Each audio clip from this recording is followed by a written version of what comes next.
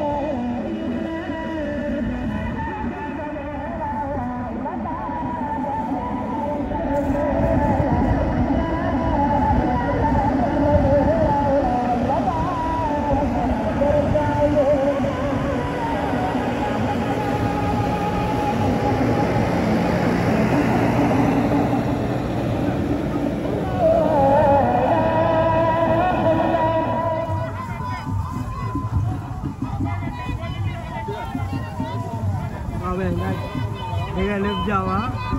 waaw Fall am di wéere